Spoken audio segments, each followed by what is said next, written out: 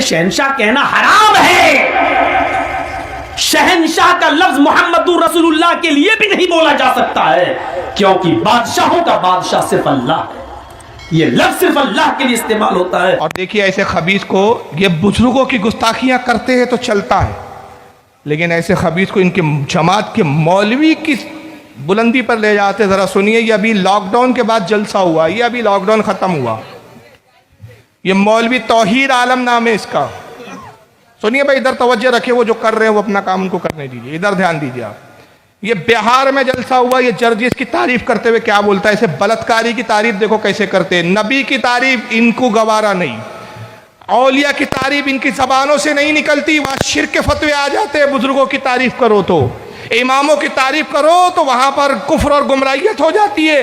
مگر اپنے بے غیرت بلتکاری ملاؤں کو کس چنے کے جھاڑ پہ چڑھاتے ہیں. ذرا اس مولوی سے سنیے آپ. دیکھتا ہوں مولانا جرجی صاحب کے تقریر کے بعد کتنے لوگ ہیں, کتنے محبت رکھنے والے ہیں کہ جاؤ مولانا کا آنے جانے کے خرچ کے برابر پیسہ ہم دے کے جائیں گے. اگر نہیں دے کے جاتے ہیں تو اس سے بڑھ کر اسلام کی بے عزتی اور کیا ہوگی. یہ مسلم لاک ڈاؤن کے بعد بہار کی دھرتی میں پہلا پروگرام ہے. اتنا بڑا پروگرام پوری بہار میں 2020 سے لے کر 21 کا یہ پہلا ہے. 2020 میں پروگرام نہیں ہو سکا تھا. میں آپ سے یہی گزارش کر کے جانا چاہتا ہوں آپ کے سامنے اب شہنشاہی خطابت حضرت مولانا محمد جرجی صاحب چترویدی اٹاوا یو پی تشریف لا رہے ہیں. آپ حضرات ان کی تقریر کو بڑی دل جمی, ہلا نہ کریں, شورغل نہ کریں, بڑی شانتی کے ساتھ ان کی تقریر کو سنیں.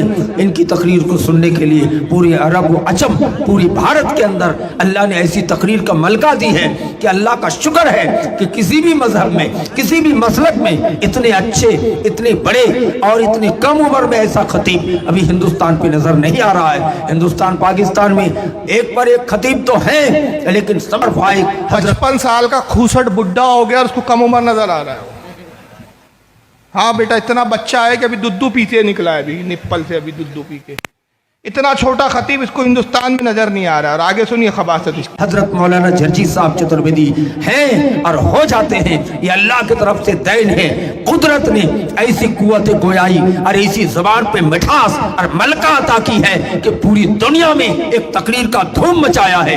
کچھ لوگوں نے تو یہاں تک مبالغہ آرائی کی ہے کہ حضرت آدم کے بعد آج تک کی تاریخ میں مولانا جرجی جیسے خطیب ہی دکھائی نہیں ملتا ہے, ثبوتوں ہی نہیں ملتا ہے. حضرت مولانا کی تقریر سننے کے بعد آپ حضرات ان سے مصافحہ کر کے ضرور تعاون کریں. میں بھی بیٹھا رہوں گا, دیکھوں گا. آرائی کی ہے کہ حضرت آدم کے بعد آج تک کی تاریخ میں مولانا جرجی جیسے خطیب ہی دکھائی نہیں ملتا ہے. حضرت آدم سے لے کر آج تک ایسا خطیب ہی پیدا نہیں ہوا بھائی.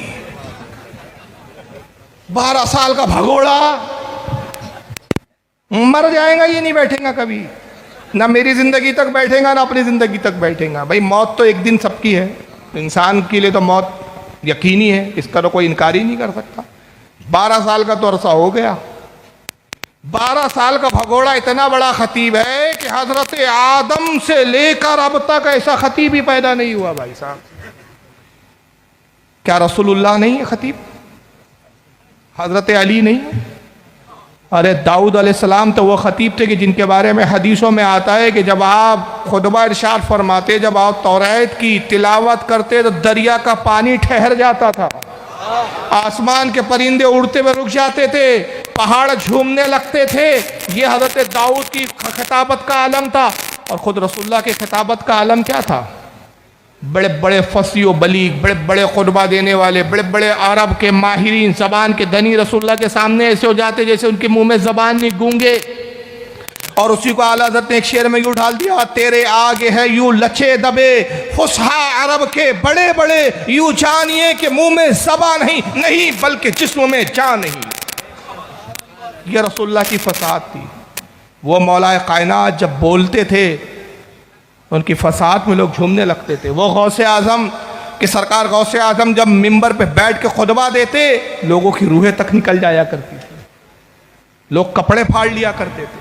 خود غوث اعظم کے بارے میں آتا ہے کہ آپ خطاب کرتے کرتے جوش میں آتے تو ممبر سے آپ کئی کئی فٹ بلند ہو جاتے اور ہوا میں پرواز کرنے لگتے، اور ایسے خطیب تھے سرکار غوث اعظم کہ کئی کئی لاکھ کا مجمع ہوتا، مائک کا دور نہیں تھا، اس زمانے میں مائک نہیں تھا، بغیر مائک کے تقریر ہوتی ہے، اور یہ غوث اعظم کی کرامت علماء نے بیان کی کہ جو آواز پہلا فرد سنتا تھا اتنی ہی بلند آواز آخری انسان سنتا تھا۔ ایسے ایسے خطیب گزرے، لیکن حضرت آدم سے لے کر آج تک جرجس جیسا خطیب نہیں گزرا۔